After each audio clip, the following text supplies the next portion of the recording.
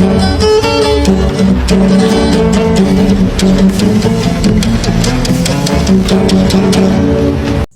magandang araw po sa inyong lahat, mga minamahal kong mga kababayan. Muli, nandito na naman po yung lingkod, Epifanio Labrador, dito po sa ating programang Reaction Mo, Birada Ko. At syempre sa ating kapapatuloy, mga minamahal kong mga kababayan, binabati muna po natin ang ating mga kababayan Luzon, Visayas, Mindanao, maging ating mga kababayan sa abroad, maging ang ating mahal na Pangulong Ferdinand Marcos Jr., maging ating minamahal na Speaker Martin Romualdez, maging ating minamahal na First Lady Lisa Araneta Marcos. Magandang araw po sa inyong lahat. Okay, sa araw pong ito, mga minamahal ko mga kababayan, ay pag-uusapan po natin ito pong mga pangako na naman, itong mga pambobola na naman, itong pang-aakit na naman po ni Apollo Kibuloy. Noong mga nakarang araw, inaakit niya po ang mga Pilipino sa iba't ibang mga propaganda niya, no? Iba-iba po yung mga sinasabi niya, yung tungkol sa kahirapan, tungkol sa pagbibigay niya ng tulong sa mga na-hospital at sa mga magsasaka. Ngayon, mga minamahal ko mga kababayan, pag-usapan naman po natin. Ito pong kanyang gustong ipangako sa mga reliyon. So dito po sa bidyong ito natin panonoorin, nabibigyan po natin ng reaksyon. Dito po hinihikayat po niya yung mga reliyon na tulungan siya, iboto siya, no? So pakinggan po natin kung ano po yung pambobola, kung ano po yung pang-uuto, o ano na naman po diskarte ni Kibuloy para po makumbinsi o makuha niya yung pati yung mga boto ng mga reliyon. Ito, panoorin po natin mga minamahal ko mga kababayan.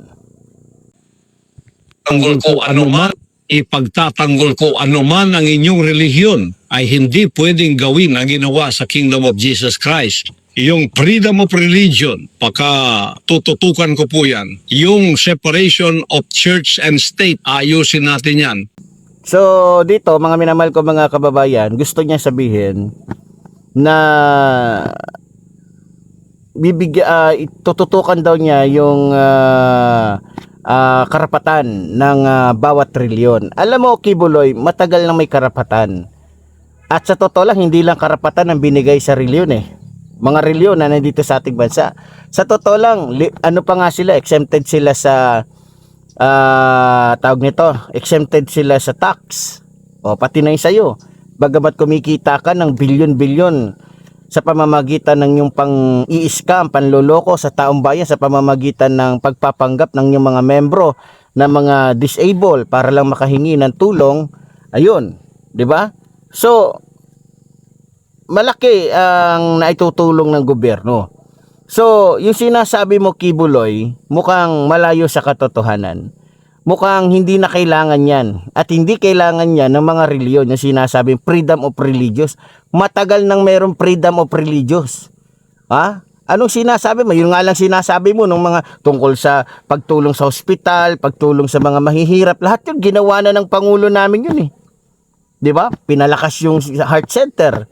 Binigyan ng pondo yung ano pa ba, kidney, yung mga lahat ng mga hospital na malalaki, nabigyan ng pondo mula sa PhilHealth. Hinati-hati yun dahil sobrang laki na, 'di ba? Lahat pinamahagi, walang tinago, walang kinuha, walang binulsa. Yan ang katotohanan at alam mo yan. Sigurado ko Kibuloy, alam mo yan na walang tinatago, walang kinukuha. Lahat binibigay ng aming Pangulong Ferdinand Marcos Jr. sa mga nangangailangan, hindi lamang sa ilang mga Pilipino, hindi lamang sa kanyang mga supporters, hindi lamang sa mga taong naniniwala sa kanya, maging doon sa mga Pilipino hindi naniniwala sa kanya. Kumbaga wala siyang pinipili. Kaya yung sinasabi mong ito, pang-uuto mong ito, Kibuloy, hindi yan kakagat, lalong-lalo na sa mga matatalinong pastor na hindi mo katulad. Huwag mong gawing tanga, bobo yung mga pastor dahil tiyak na mas maraming pastor na higit na matalino kaysa sayo. Kaya lang naman sila hindi yumaman na katulad mo kasi hindi naman nila ginamit yung kanilang katalinuhan, karunungan sa pang-i-scam. Hindi nila pinipwersa, hindi nila ginagamitan ng salita ng Diyos para lang maka-scam mang-scam yung mga membro nila. Sa halip, yung ibang pastor pa nga naghahanap buhay sa totoo lang. Bilib ako sa mga pastor na naghahanap buhay, kumakayod sa sarili nila. Hindi nila inutusan yung kanilang mga membro gamit ang Biblia na kahit wala naman talaga sa utos ng Diyos. Pero may mga tao kasi magagaling, katulad ni Kibuloy, magagaling. Ginagamit nila, kagaya na lang ibang reliyon dyan, pinipuwersa nila yung kanilang mga reliyon, kanilang mga membro sa kanilang reliyon para magbigay ng ikapo o magbigay ng tithes and offering. May mga ganong pastor, may mga ganong mga pero tulad na sinabi ko, itong sinasabi niya, itong inaalok niya, ino-offer niya, hindi to tatalab sa mga pastor kasi may kausap po ako, sabi ng isang pastor na kausap ko, hindi namin kailangan yan. Matagal nang may freedom of religious. Matagal na at para sa amin, hindi naman siguro mangyayari yung sinasabi ni Kibuloy na kasi ang binabanggit niya doon, mga minamahal ko mga kababayan, ulitin ho natin Ang inyong relihiyon ay hindi pwedeng gawin ang ginawa sa Kingdom of Jesus Christ. So ang ibig sabihin niya dito, kapag siya ay naupo bilang senador, hindi daw mangyayari sa mga reliyon yung nangyari sa kanya o nangyari sa reliyon nila. O bakit ba? Ano ba sabi niya dito? Yung freedom of religion, pagka tututukan ko po yan, yung separation of church and state, ayusin natin yan. At ang hustisya, ibibigay natin dyan sa larangan yan. Sapagkat ako'y, ang aking kongregasyon at ako ay nakatikim na po ng injustice. Biro ninyo, nilapastangan ang aming compound. Nilapastangan ng bahay-sambahan. Wala naman silang matuwid na katuwiran. Tingnan nyo dito pa lang nagsisinungaling na siya. Nilapastangan daw yung kanyang church, yung kanyang simbahan. Alam niyo mga kababayan, hindi naman mangyayari yun Hindi mangyayari yun. Unang-una, siya yung unang nang bastos. Binigyan siya ng tamang proseso. Binigyan siya ng warrant, binigyan siya ng sopena. Lahat yun binastos niya. Lahat yun winalanghalaga niya. Kasi feeling niya nga sa sarili niya, Diyos siya. Hindi siya pwedeng ipatawag, hindi siya pwedeng lahat-lahat. Feeling niya sa sarili niya, makapangyarihan na talaga siya. Powerful siya. No? So, hindi niya pinansin yung panawagan doon sa Senado. Inisnab niya, binaboy niya, tinarantado niya. So, bakit ba dumating sa punto na yung mga tropa ay nakapasok sa simbahan niya, doon sa compound niya? Kasi doon siya nagtatago Doon siya nagtatago. Ginagamit niya yung compound niya para hindi siya makapanagot sa kanyang kasalanan. Ngayon, kung malinis sana yung loob niya, yung puso niya, malinis yung isip niya, hindi niya kailangan magtago doon Hindi niya kailangan magsumiksik, saan ba siya nahuli? Sige nga. 'Di ba? Mismo sa Bible school na tinayo niya. Bible school ng mga tanga, Bible school ng mga bobo. Tapos ang kapal ng pagmumukha nito, mga kababayan. Banal daw na tahanan. Paano naging banal yan, Kibuloy? Ang dami mong ginahasa sa compound na yan. Banal ba? Yung manggahasa ka? Isang kabanalan ba? Yung mang-abuso ka, manguntog ka, mangnakot ka ng mga membro mo na meron kang angels of death? Si Jesus Christ nga hindi niya sinasabi yun kapag nagkakasala sila Pedro Pag nagkakasala sila Santiago, kasi yung mga apostol nila, apostol ng ating Panginoon, mga kababayan, kung babasahin mo ang Biblia, may mga palpak na gawa dun Pero hindi niya tinakot yung mga apostol niya na, ikaw Pedro, 3 beses mo ako kinatwa, may angel of death ako, papatayin ka. Hindi ginawa yun ni Jesus Christ, yung totoong Jesus Christ Hindi mo mababasa sa Biblia na naging ganun katarantado, kasiraulo, kagago yung tunay natin na anak ng Diyos na si Jesus Christ. Pero ito, grabe itong mongoloid na to. Masasabi mo talaga, sa buhok pa lang ni Kibuloy, makikita nyo na dito, may tipos Yung mata pa lang, kitang-kita mo talaga, manloloko yung hayop na to Makikita mo talaga yung kahayupan, sarap sampalin ng putang inang to Kitang-kita, kapal talaga ng pagmumuka. Mga kababayan, ang kapal talaga ng pagmumukha ni Kibuloy. Ang sarap po saksakin sa ulo tong hayop na to Ang sarap dukutin ng mata, tapos ipakain sa aso. O kaya ako na lang kaya kumain. Gustong-gusto kong kainin yung mga mata ng katulad nito Yung mga hayop na katulad nito. Ang sarap ihawin, ang sarap, 'di ba? Ang sarap katayon, durugin ng talagang parang yung tawag nito, yung giniling na karne. Ito yung dapat kinakain ng ng buhay 'di ba? O kaya patayuin doon sa poste, laplapan mo ng laplapan hanggang unahin mo yung nito, itlog nito, pati yung ari nito para matuto. 'Di ba? Lolokohin pa, ang galing talagang gumawa. Hindi kailangan, Kibuloy, ng mga pastor na matutuwid yung katulad mong manyakis, rapist. Hindi nila kailangan yun. Huwag mong gawing mangmang ang mga pastor na tunay. Huwag mong gawing mangmang yung mga pastor na totoong naglilingkod kay Jesus Christ. Ha? Ayaw nila sa'yo. Sasabihin ko na sa'yo, Kibuloy, 99% o 99% ng mga pastor ayaw sa'yo. Bakit? Baka nakalimutan mo. Anong sabi mo? Lahat ng reliyon hindi maliligtas. Maliligtas lamang lahat ng reliyon kapag ka dumaan sila sa'yo. Pati nga Iglesia ni Cristo, sinabihan mo eh. Ba't pa ako makikipagdebate sa kanila? Nasa akin na ang katotohanan. Ako ang katotohanan. Ha? Ako ang daan. Akin ang mundo. Akin ang universe. Akin ang kaluluwa ninyo. Ang hindi dumaan sa akin, hindi maliligtas. Tapos ngayon, lalapit-lapit ka, aalukin mo, hihikayatin mo, yung mga pastor na iboto ka para lang maging senador ka? Gago ka ba? Siraulo ka ba? O talagang may toyo ka na? O talagang nasalahi nyo na yung mayroong pagkabaliw? Ha? Saka nakakita na siya na ang nagmamayari ng buong mundo, gustong maging senador. Saan ka nakakita na sa kanyang kaluluwa na lahat ng tao makapangyarihan ka na? Kaya mo magpatigil ng lindol, magpatigil ng bagyo. Tatakbo ka. Mukha yata bumababa ranggo mo ngayon. Mukhang iba na namang ranggo ang gusto mo. Kibuloy, senador. Ba? Matindi ka. Mukhang sa ginagawa mo ngayon, halatang-halatang nanloloko ka. Nanggogoyo ka. Hindi ka totoong makapangyarihan. Hindi ka totoong anak ng Diyos. Kasi bumaba ka eh. Ha? Bumaba ka. Buti sana kung katulad ka ni brother tawag nito, yung tatay ni Tesdaman. O, di ba? Yung dating tumatakbo ng presidente na natalo pero ngayon congressman. Di ba? O si brother Eddie Villanueva. Ayun, okay lang yun. Tumakbo siya ng pagka-congressman kasi hindi naman niya sinabi na siya ay anak ng Diyos. Hindi niya sinabi na siya ay makapangyarihan. Hindi niya sinabi na kaya niyang patigilin lang siya yung daan, siya lahat, etc. etc. Hindi katulad itong ni Kibuloy. Pagkatapos niyang magyabang na makapangyarihan siya, pagkatapos niyang magyabang na sa kanyang kaluluwa natin, eto, hihingi ng tulong. Kibuloy, makapangyarihan ka, hindi mo kailangan humingi ng tulong kahit kanino.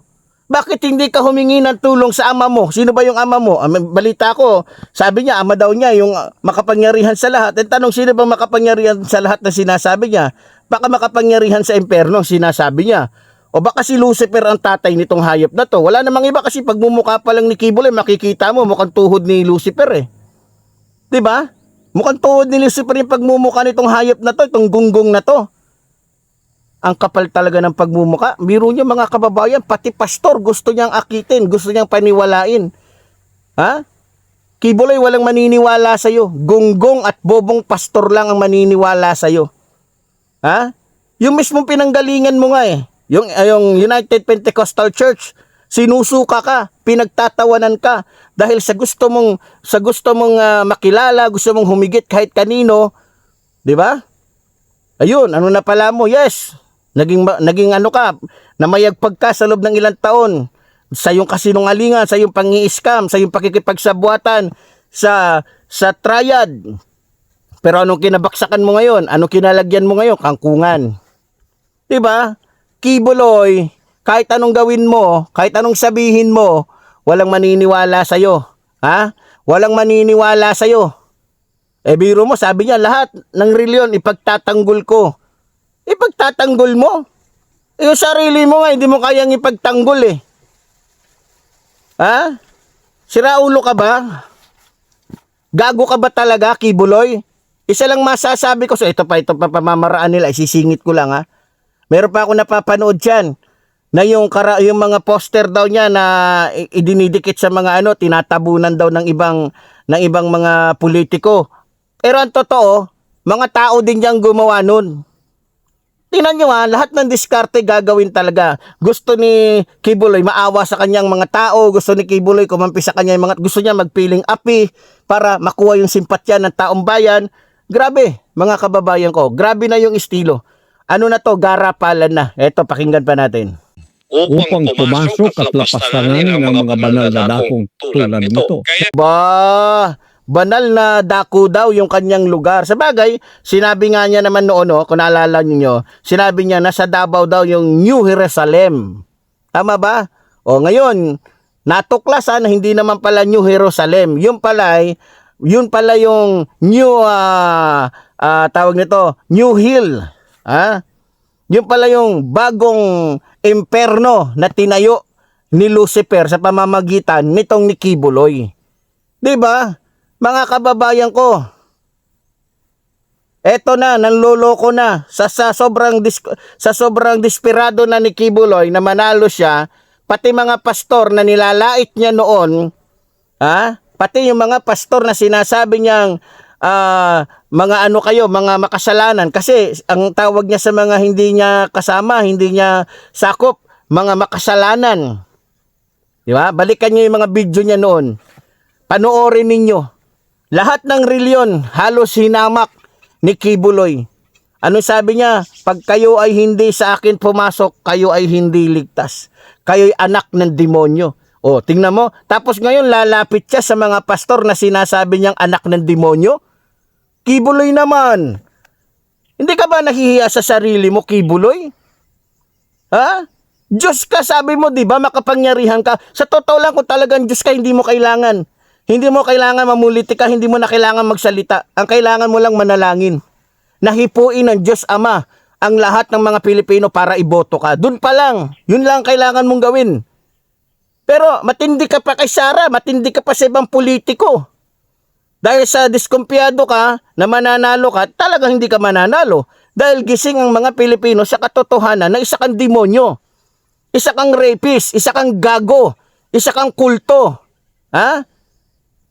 Mga kababayan, papayag ba kayo na lokohin tayo ng ng kultong ito, ng demonyong ito?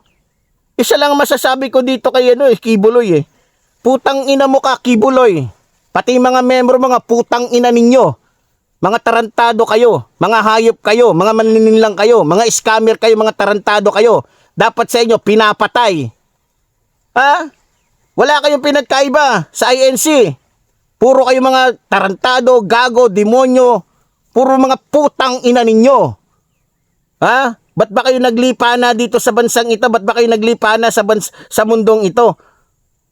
Ang dami na talagang kulto, mga minamahal ko mga kababayan. Naglaganap na Biro mo, magkalabang mortal, INC tsaka KOGC ngayon. Dahil sa politika lang pala ang magpapakaisa sa kanila. Diba? Politika lang pala ang magiging dahilan para sila ay magkaisa. Anak ng teteng kayo. Puro nawala na yung paninindigan ninyo sa doktrina ninyo. Puro nawala na yung inyong paninindigan sa mga doktrinang natutunan ninyo dyan sa mga kultong reliyon ninyo. Diba? Nagbobolahan na lang sila. Naggagaguhan na lang tong dalawang reliyon na to biro mo, si Marcoleta hinayaan na maging kasama si Kibulok. Alam naman ng INC na etong si Kibuloy, ang tingin niya sa mga INC hindi ligtas. Diba? Ay nako talaga. Dito mga minamahal ko mga kababayan, makikita nyo pinagpapalit na po ng mga reliyong ito yung kanilang doktrina sa politika. Bakit? Sa reliyon walang pera. Meron pero konti. Pero sa politika mas malaki. Kaya nga itong si Kibuloy, kaya nga ito dumikit kay Duterte noon Bakit? Yung kanyang pagiging spiritual advisor, napagkakapirahan din niya. Napagkakapirahan din niya yun. Sa totoo lang. Sobrang laki ng perang nahahakot ni Kibuloy. So, ito, panoorin pa natin mga kababayan. Kaya ipaglalaban ko ang religious freedom. Puprotektahan ko ang lahat ng mga relihiyon basta't pagkilala sa Diyos at mayroong kabahayanan sa relihiyon. Ipagtatanggol ko anuman ang inyong relihiyon ay hindi pwedeng gawin ang ginawa sa Kingdom of Jesus Christ na paglapastangan pag-abuso ng gobyerno o ng pamahalaan. Ito, papaliwanag ko sa inyo. Wala pong pang-aabuso. Hindi po totoo yung sinasabi ng Mongoloid na to. Itong tarantadong ito. Itong ambisyosong ito. Alam nyo naman kung bakit napilitan ng mga pulis na pasukin siya. Kasi may mga aparato. nakikita nila, nalalaman nila, nararamdaman nila ayon sa kanilang pag-iimbestiga na nandoon sa compound. Ayaw lang lumabas. Ginagamit na human shield ni Quiboloy yung kanyang mga membro. Ngayon, dahil sa pinatutupad ng ating mga kapulisan ay ang batas. So, wala exempted doon. 'Di ba? So, kahit pa mayroong mga humaharang na mga membro, kahit pa ginagamit ni Quiboloy yung kanyang simbahan, pinasok nila alang-alang sa katarungan, alang-alang sa batas. So, yung sinasabi niyang wala sa batas, meron po. Kung hindi ba naman kasi si Raulot gago ito, kasi tingnan nyo si Jesus Christ humarap noon. Sa kahit ano, si Pablo humarap. Lahat ng mga apostol ni Jesus Christ humarap sa mga hukuman para ipagtanggol ang sarili bagamat siya ay nag-iisa. Pero ito, makikita nyo yung katarantaduhan, kagaguhan nitong hayop na to, itong mongoloid na to. Ang sarap sampalin talaga itong tolongges na to. Ang sarap talaga sampalin itong mukhang ito. Oh, di ba? Oh, di ba? Ang sarap talaga sapakin. Isa pa nga, pakilabas nga si Quiboloy. Oh, ito. Oh, di ba? Alam niyo mga kababayan, talagang si Raulo talaga tong hayop na to eh. Demonyo talaga tong hayop na to. Kung ano-ano na lang yung sasabihin para lamang makuha niya yung simpatya ng taong bayan. Pero ganun pa man, hindi niya tayo maloloko. Dahil tulad na sinabi ko, libo-libong mga pastor ang talagang makadiyos at talagang tunay na lingkod ng Diyos. Hindi katulad dito na nagpapakadiyos. Kaya walang tutulong sa iyong pastor, Quiboloy. Maliban na lang sa mga pastor mo na katulad mo. Maliban na lang sa mga pastor mo na katulad mo. Yan ang katotohanan, Quibolok. Kaya wag kang umasa, Quibolok. Dito pa lang sa amin, wala ka na. Pag sinabing Quibolok dito, nako, wala. Diring-diri ang mga Pilipino kapag nabanggit yung pangalang Quiboloy. Kaya pala Quiboloy, mahilig sa, di ba? Mahilig sa di ba? Ayoko na ituloy. Mahilig sa mani. Di ba? Kaya pala ang pangalan niya, So, mahilig pala to sa, mahilig pa to sa di ba? So, talaga naman. So, Quibolok, isa lang mensahe ng mga Pilipino sa'yo. Kung ako sa'yo, magdasal ka na lang dyan. Tapos aminin mo ang kasalanan mo na ikaw mapagpanggap na Diyos-Diyosan. Para kung sakali man, baka mapatawad ka pa ng mga Pilipino. Baka paniwalaan pa ng mga Pilipino yung mga sinasabi mo. Pag umamin ka na ikaw ay kulto, na ikaw ay nagpapanggap lamang na makapangyarihan. Gunggong na to, pagkatapos mo sabihin yung lahat na ikaw kaya mong gawin lahat, tapos ngayon nakikiusap ka, ba't hindi mo gawin na manalo ka sa pamamagitan ng kapangyarihan mo? Ba't nambobola ka pa? Halos lahat ng sinasabi mo, lahat ng ginawa na ng Pangulo namin gago ka pala Plano mo pang goyoin yung mga Pilipino, gunggungin mo sarili mo, tarantaduhin mo sarili mo, lokohin mo mga membro mo, wag kami mga Pilipino. Dahil hindi kami sang-ayon sa'yo, ayaw namin magkaroon ng isang senador na rapist na katulad mo, gago. So, pasensya na kayo mga kababayan. Talaga pagmumukha nitong nakikita ko, sarap talaga bugbugin Ang sarap talaga patayin ito, pugutan ng ulo tong hayop na to Ang kapal ng pagmumukha. Isa pa nga, pakilabas nga ng mukha. O ito. Diba? Talaga naman. So, ganoon pa man mga minamahal ko mga kababayan. Muli po, hanggat tayo nandito, bagamat tayo nagdaranas ng kahirapan, doon po nga pala sa mga membro na, sa mga solid natin ng mga Epifanio supporters, ito po yung aking bagong messenger. Ito po yung aking bagong Facebook. Ang pangalan po ng aking Facebook, official na Facebook ko ay Reaction Mo, Birrada Ko. So yan po, Reaction Mo, Birrada Ko. Sa mga kababayan natin na nais pong tumulong, nais pong magbigay ng suporta sa inyong lingkod, dito pwede nyo po akong i-PM at pwede po kayong mag-message sa akin. So, sa mga kababayan po natin, muli po, tulad po ng sinasabi ng inyong lingkod, mabuhay po ang ating inang bayan, mabuhay po nagmamahal sa ating inang bayan. Maraming salamat po.